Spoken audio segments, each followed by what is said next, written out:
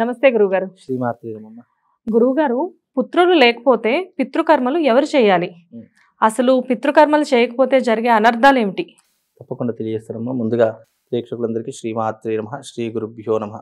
నమోస్తు దేవేభ్యో పృథివ్యామంతరిక్షే ఏ దివితేషామన్నం వాతో అత్రేవన్ మనసాకో గుణానాం సహబౌద్ధివితాతనూనాం ప్రతనాయతకమువేమ పరమాస్తథా. అయితే ఈ యొక్క గతించినటువంటి వారికి కొడుకులు లేకపోతే ఎవరైతే కొడుకు వరస అయ్యేటటువంటి వాళ్ళు అంటే చిన్నమ్మ వాళ్ళకు ఒక కొడుకులు ఉంటారో వాళ్ళు చేయడానికి చేయవచ్చు ఈ కర్మలను. అలాగే అల్లుడు అంటే వివాహం అయిన తర్వాత ఎవరైనా గతించినట్టు అల్లుడు చేయవచ్చు. అలాగే ఈ పితృకర్మలు ఎవ్వరూ లేకపోతే గనక ఒక బ్రాహ్మణ్ణి ఎంచుకొని ఆ బ్రాహ్మణి ద్వారా ఈ యొక్క పితృకర్మలు అనేటటువంటివి ఆచరించవచ్చు. అలా ఆచరించేటటువంటి పితృకర్మలలో కూడా ఎన్నో నియమాలను పెట్టడం జరిగింది. ఎవరైతే ఆ పితృకర్మలను ఆచరిస్తారో వాళ్ళు సంవత్సర సూతకం కూడా పాటించాలి అని చెప్పేసి కూడా జ్యోతిష్యం నిర్ణయించడం జరిగింది. అయితే దీని ద్వారా ఎలాంటి ఫలితాలు కలుగు ఎవరైతే పితృకర్మలను ఆచరించరో అంటే నిజంగా ఇవన్నీ మాకు లేవు, మేము చేయలేము, మాతో కాదు అని ఎవరైతే కొట్టి పారేస్తారో లేదా పితృకర్మలు ఏదో శాస్త్రానికి చేసి పక్కన కూర్చున్నాము అని అనుకుంటారో వాళ్లకు జీవితంలో ఎదురయ్యేటటువంటి కష్టాలు చాలా ఘోరంగా ఉంటాయి. ఎందుకంటే దేవతా శాపము కంటే అతి భయంకరమైనటువంటి శాపం పితృశాపము. ఎందుకంటే దేవుడి శాపంకి అయినా కొన్ని నియమాలు ఉంటాయేమో తప్పించుకోవడానికి, కానీ పితృశాపం ఒక్కసారి జీవితంలో మన వెంట పడింది అని అంటే దాని నుంచి తప్పించుకోవడం, దాని నుంచి బయటపడడం, దాన్ని అధిగమించడం అనేటటువంటిది చాలా నరకప్రాయంగా ఉంటుంది. ఎన్నో కష్టాలను అనుభవిస్తే తప్ప దాని నుంచి మనం బయటపడే కర్మ ఫలితము అని అంటాం దాన్ని, కర్మ ఫలితం. అయితే దీంట్లో ప్రధానంగా పితృకర్మలను ఆచరించేటటువంటి నియమాలను కూడా విధి విధానాలు శాస్త్రాల్లో కొన్ని చెప్పడం జరిగింది. అయితే నేను అన్నట్టుగా ఎవరైతే తల్లిదండ్రులు లేనటువంటి వారికి ఆ కొడుకు వరుస అయ్యేటటువంటి అంటే శ్రాద్ధ కర్మలు కూడా మగవారే ఆచరించాలి, ఆడవాళ్ళు ఆచరించకూడదు. మన సనాతన ధర్మంలో ఆడవాళ్ళు సపిండి కర్మను కానీ శ్రాద్ధ కర్మను కానీ ఆచరించేటటువంటి విధానాన్ని మనకు చెప్పలేదు. కానీ కొన్ని ప్రాంతాల వాళ్ళు కొన్ని తరగతుల వాళ్ళు ఏం చేస్తారు అంటే గనక అంటే వాళ్ళ ప్రాంతీయ ఆచారాన్ని బట్టి, వాళ్ళ యొక్క తెగలను బట్టి, వాళ్ళ కులాన్ని బట్టి కొంతమంది ఆడవాళ్ళు కూడా ఈ మధ్యకాలంలో పిండ ప్రదానాలు అనేటటువంటివి చేస్తున్నారు. మరి వాళ్లకు ఉన్నటువంటి సమాచారం ప్రకారం ఎందుకు చేస్తున్నారో తెలియదుగా మన సనాతన ధర్మంలో ఎక్కడా కూడా ఆడవాళ్ళు పిండ ప్రదానాన్ని చేయాలి అని చెప్పడం జరగలేదు. ఇంకోటి ఏంటంటే చనిపోతే కనీసం శ్మశానానికి కూడా ఆడవాళ్ళు వెళ్ళకూడదు. కానీ ఈ మధ్యకాలంలో అందరూ కూడా శ్మశానానికి వెళుతున్నారు. అంటే జ్యోతిష్యము కానీ ధర్మము కానీ సనాతన ధర్మం కానీ చాలా సూక్ష్మంగా కొన్ని ధర్మాలను ఆచరించడం చెప్పడం జరిగింది. దానిని మనం ఈ మధ్యకాలంలో పట్టించుకోవడం లేదు. కాబట్టి ఇప్పుడు చెప్పామనుకుంటే అది ఏమవుతుంది, చాలా కాంట్రవర్సీ అయిపోతుంది. కాబట్టి ఎవరి ఆచారము, ఎవరి ప్రాంతీయ ఆచారం వాళ్ళు ఆచరించుకోవచ్చు. అయితే చెయ్యకపోతే మాత్రము ఏ ఆచారమైనా ఏ సాంప్రదాయమైనా సరే పితృకర్మలు గనక చెయ్యకపోతే చాలా విపరీతమైనటువంటి కష్టాలు అనుభవించక తప్పదు. వాటిలో కొన్ని ఇబ్బందులు చెప్తాను.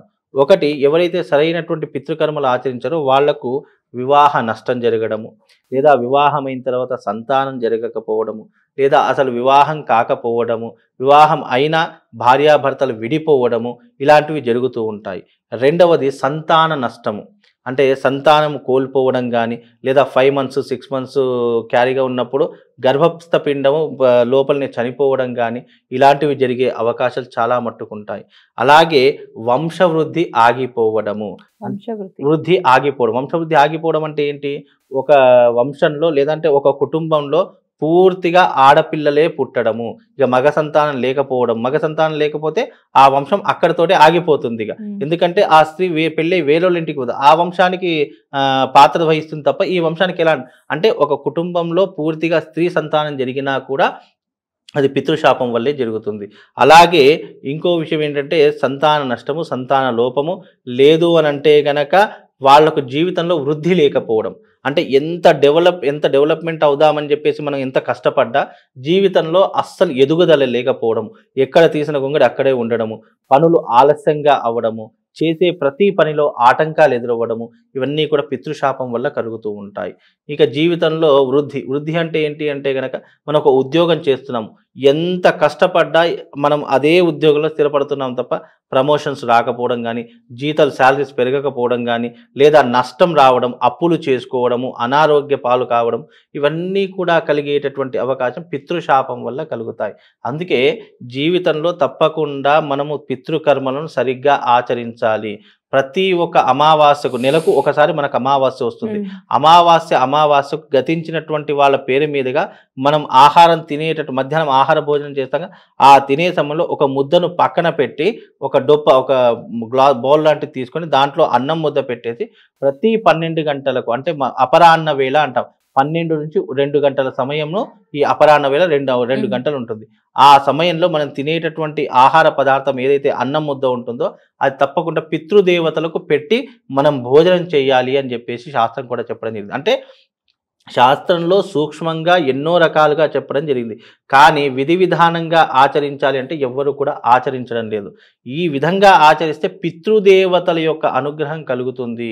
మనం చెప్పేటటువంటి ఎన్నో ఇబ్బందులు ఇప్పుడు చెప్పాము, వాటన్నింటినీ కూడా అధిగమించాలన్నా లేదా అలాంటి సమస్యలు ఇక జీవితంలో రాకూడదు అని అనుకోవాలనుకున్నా మనం తప్పకుండా శ్రాద్ధకర్మను పితృదేవతల యొక్క కర్మను ఆచరించి తీరాలి. ఒకవేళ చెయ్యకపోతే అంటే గనక ఆ ఆలోచన వచ్చినా కూడా ఆ మనిషికి నరకప్రాయమే, ఎన్నో రకాలైనటువంటి ఇబ్బందులు పడతాడు.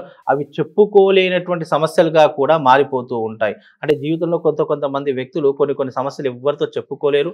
చెప్పుకున్నా కానీ వాళ్ళు మనల్ని చూసే హేళన చేస్తూ ఉంటారు, నవ్వుతూ ఉంటారు. అలాంటి కష్టాలు కూడా చెప్పుకోలేనటువంటి కష్టాలు ఉన్నాయంటే ఆ మనిషి ఎంత నరకం అనుభవిస్తూ అంటే బ్రతికుండగానే ఎంత నరకం అనుభవిస్తున్నాడో అతని మనసుకు అర్థమవుతుంది. అంటే ఇవన్నీ కూడా ఎందుకు జరుగుతాయి అనంటే మనం చేసే చిన్న లోపాల వల్లనే ఇలాంటి పెద్ద కష్టాలను మనం అనుభవిస్తాము. మనం చూడ్డానికి ఇప్పుడు జ్యోతిష్యంలో సనాతన ధర్మంలో చీమను చంపినా దోషమే అని అంటాము. అది చూడ్డానికి మనకు చిన్న సమస్యే, అంటే చీమను చంపితే అయిపోతుంది, దీనివల్ల ఏమీ జరగదని అనుకుంటాం. కానీ అలాంటి చీమ ద్వారా కూడా మన జీవితంలో ఎన్నో రకాల ఇబ్బందులు అనుభవిస్తాము. అలాంటి పితృదేవతల యొక్క కర్మలు చేయకపోతే మనం ఎంత పెద్ద భారాన్ని, ఎంత పెద్ద నష్టాన్ని అనుభవిస్తామో దీని ద్వారా అందరూ తెలుసుకోవాలి. ఇక నుంచైనా పితృకర్మలు, శ్రాద్ధకర్మలు, ఇలాంటి పితృపక్షాలు, మహాలయ పక్షాలు వచ్చినప్పుడు మీ పితృదేవతలకు మీ యొక్క గతించినటువంటి వారు ఎవరైతే ఉంటారో వాళ్ళందరికీ కూడా మీకు తోచినటువంటి విధంగా తర్పణాలు చేయండి. వీలైతే గోదావరి గంగా స్నానం చేసి అక్కడికి వెళ్ళి శ్రాద్ధకర్మలు ఆచరించండి. వీలైతే దాన ధర్మాలు చేయండి. దాని ద్వారా వాళ్ళ పుణ్యం మనకు కలుగుతుంది. వాళ్ళ పుణ్యం మనకు కలిగిందా, మనం ఎంతైతే కష్టాలు ఉన్నామో మళ్ళీ అంత జీవితంలో రెట్టింపు సుఖాన్ని పొందుతాము. ఎంతైతే కష్టం అనిపించో దానికి రెట్టింపు సంతోషాన్ని మనం అనుభవించి ఇస్తాము. అంత విశేషమైనటువంటిది ఈ యొక్క మహాలయ పక్షం అమ్మ. నమస్తే గురుగారు. శ్రీమాత.